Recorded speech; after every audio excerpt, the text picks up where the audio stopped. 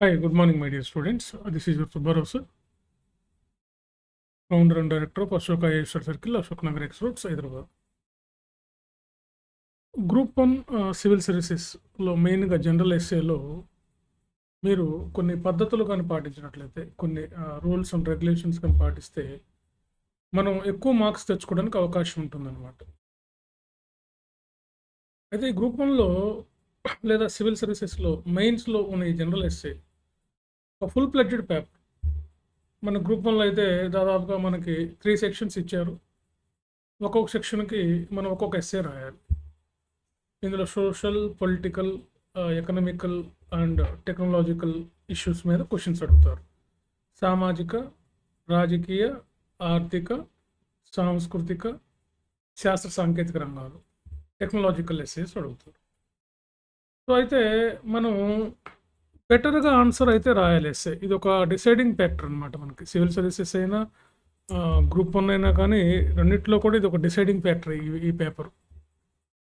ఎందుకంటే full fledged paper అంటున్నాం కాబట్టి మనకి ఎక్కువ మార్క్స్ వస్తాయి. సో జనరల్ ఎస్ఏలో జనరల్గా మీరు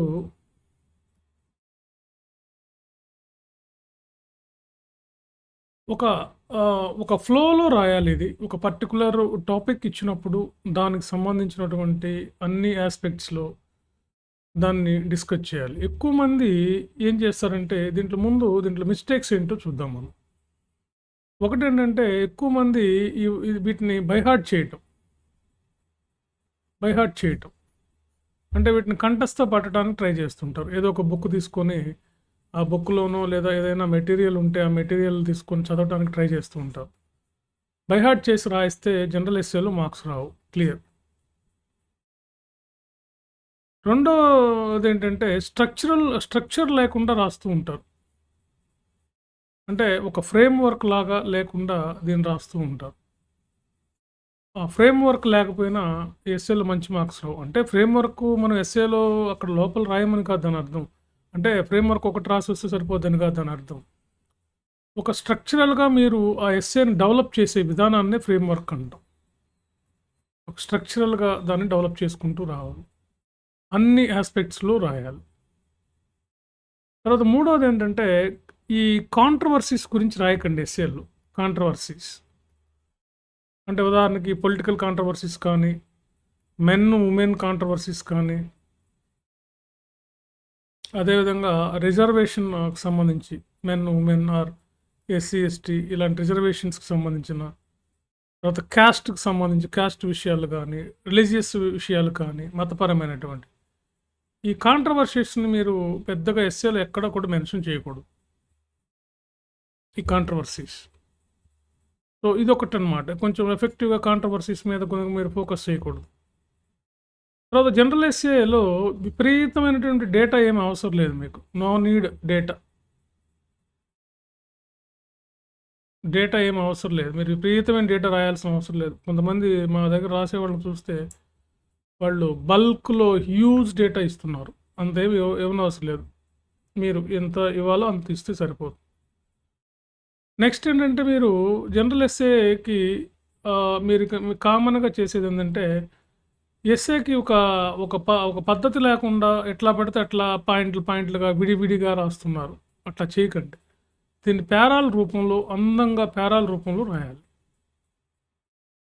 ఎక్కడ మిస్ అయితే తప్పితే పాయింట్స్ వాడకూడదు. పేరాల రూపంలో రాయండి. చక్కగా మంచి పేరాల రూపంలో నీట్గా అందంగా ఉండేటట్టు చూసుకోండి. తర్వాత రైటింగ్ మీద దృష్టి పెట్టండి. మీ రైటింగ్ ఎలా ఉండాలంటే కొంచెం బాగా రాస్తే, రైటింగ్ బాగా ఉన్న వాళ్ళకి ఈ గ్రూప్ 1 సివిల్ సర్వీసెస్ మెయిన్స్ ఎగ్జామినేషన్లో కొంచెం అడ్వాంటేజే ఉంటుంది వాళ్ళకి. రైటింగ్ బాగా ఉండాలి. ఒకవేళ మీకు రైటింగ్ సరిగ్గా లేకపోతే ఏం చేయాలో నేను చెప్తాను. ఇక్కడ మమ్మల్ని కలిస్తే మీరు వస్తే దానికి సంబంధించినటువంటి కొన్ని టిప్స్ ఉంటాయి, దాన్ని పాటించాలి. రైటింగ్ ఒకటి. తర్వాత కొట్టివేతలు పెట్టుకోకండి. ఈ క్యాన్సిలేషన్స్ అనేవి ఎక్కువగా మీకు ఎస్ఏ పేపర్లో కనపడకూడదు అనమాట. ఇంకోటి ఏంటంటే ఎక్కువగా మీరు ఒక 5 నుంచి, ఇప్పుడు సివిల్ సర్వీసెస్లో అయితే ఒక 10-15 పేజీలైనా రాయడానికి అవకాశం ఉంది. అక్కడ 125 మార్క్స్ కాబట్టి ఒక్కొక్క ఎస్ఏ మనం 2 ఎస్ఏలు రాయాల్సి ఉంటుంది సివిల్స్లో. అందుకని అక్కడ కొంచెం ఒక 10 పేజెస్ వరకు ఒక్కొక్కటి రాసినా ఓకే, నో ప్రాబ్లం అక్కడ. మనకి ఇక్కడ గ్రూప్ 1కి వచ్చేసరికి మనకు అంత టైం ఉండదు కాబట్టి ఒక 5 to 6 పేజెస్కి వచ్చేటట్టుగా ఉండాలి ఆన్సర్. సో కాబట్టి ఈ కామన్ మిస్టేక్లు అంటే బై హార్ట్ చేయటం, ఈ స్ట్రక్చర్ లేకపోవటం, ఫ్రేమ్వర్క్ లేకపోవటం, ఈ కాంట్రవర్సీస్ రాయటం, యూజ్ డేటా రాయడం, అసలు ఒకే ఆస్పెక్ట్స్లో వెళ్తుంటారు కొంతమంది. ఒకటే పాయింట్ ఆఫ్ వ్యూలో ఉంటుంది ఎస్సే.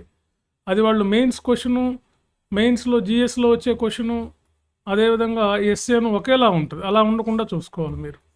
ఇది కేవలం ఒపీనియన్ బేస్డ్ ఉంటుంది ఎస్సే. ఒపీనియన్ బేస్డ్ ఎస్సేస్ ఉంటాయి. అంటే మీరు మీ పాయింట్ ఆఫ్ వ్యూలో ఏమనుకుంటున్నారు దాని గురించి. ఎందుకంటే మనకి ఇచ్చే అన్నీ కూడా ఇష్యూస్ సిలబస్లో క్లియర్గా ఇచ్చారు. Social issues, political, cultural and technological, సాంకేతికపరమైనటువంటి. సో ఇలా ఇవ్వటం జరుగుతుంది అనమాట. సో కాబట్టి మీరు ఇలా బై హార్ట్ చేయకుండా మీకున్న నాలెడ్జ్ని ఉపయోగించి మీకు ఒక ప్రాపర్గా కొంత డేటా తీసుకోండి. దాన్ని ఎస్సేని ఉన్న 10 పేజీలని బై హార్ట్ చేయొద్దు అంటున్నాను నేను. రిఫర్ చేయొద్దు అంటలేదు. బుక్స్ రిఫర్ చేయండి. బుక్స్ కూడా అవసరం లేదు మీకు. మీరు news paper, me me pre knowledge on particular topic. ఎందుకంటే సోషల్ ఇష్యూస్ మీద, పొలిటికల్, ఎకానమీ ఇవన్నీ మన జిఎస్లో చదువుతాం కదా. సో వీటి మీద దృష్టి పెట్టి కానీ మీరు మంచిగా రాయగలిగితే ఎస్ఏలో మంచి మార్క్స్ వస్తాయి. ఎందుకంటే ఇది ఒక ఫుల్ పేపర్ అనమాట. ఇది కూడా మనకు డిసైడింగ్ ఫ్యాక్టరీ. ఫర్ ఎగ్జాంపుల్ ఇప్పుడు మనం గ్రూప్ 1 తీసుకుందాం అనుకోండి. గ్రూప్ 1లో మనకు ఎక్కువ మార్క్స్ వచ్చే ఏరియాల్లో ఇది ఒకటి అనమాట. ఎకానమీ ఫస్ట్ ఉంటుంది, తర్వాత సైన్స్ అండ్ టెక్నాలజీ. ఎందుకంటే దాంట్లో డేటా ఇంటర్ప్రిటేషన్ ఉంది కాబట్టి data interpretation plus science and technology. Third మనకు జనరల్ ఎస్ఏలోను, ఆ తర్వాత మనకు టీఎస్ మూమెంట్లోనూ వస్తాయి. సివిల్ సర్వీసెస్ అయితే జనరల్ ఎస్ఏలో జిఎస్లో 2 పేపర్లో వచ్చిన మార్క్స్ ఒకే పేపర్లో వస్తున్నాయి అనమాట. లాస్ట్ ఇయర్ మా స్టూడెంట్ ఒక ఆయనకి 180+ వచ్చాయి జనరల్ ఎస్ఏలో, సివిల్ సర్వీసెస్లో. ఈ గ్రూప్ 1లో కూడా టాప్ ర్యాంకర్స్ కూడా మంచిగా జనరల్ ఎస్ఏలు మా దగ్గర రాసినటువంటి వాళ్ళు the better performance, the best performance ఇచ్చారు ఎస్ఏలో. మంచి మార్క్స్ వచ్చినాయి. గ్రూప్ 1లో వచ్చిన సెకండ్ ర్యాంకర్స్ ఇద్దరైనా బ్యాక్ టు బ్యాక్. సో కాబట్టి ఎస్ఏని ఇలా బైహార్ట్ చేయకుండా ఇలా స్ట్రక్చరల్గా ఒక దానికి ఉన్న రూల్స్ని అప్లై చేసుకొని మీరు కానీ రాసినట్లయితే మీకు ఎస్ఏలో మంచి మార్క్స్ వస్తాయి. ఓకే, మీ సక్సెస్కి ఇది కూడా ఒక స్టెప్ అనమాట, మెయిన్ పిల్లర్ అవుతుంది మీకు. Okay, right. సో వీడియో నచ్చితే లైక్ చేయండి. ఓకే, సబ్స్క్రైబ్ చేయండి. సో అదేవిధంగా టెస్ట్ సిరీస్ మీకు SA paper online, offline test series ఇవ్వబడుతుంది. Not only SA, in all papers. Okay, online, offline ఉంటాయి. మీకు చెప్పింది యాజ్ యూజువల్గా నేను రోజు చెప్పేది. ఇప్పుడు కాదు, ఇంకొక 20 ఏళ్ల తర్వాత అయినా ఎవరు వచ్చినా వాళ్ళకి కూడా ఇదే చెప్తూ ఉంటాం.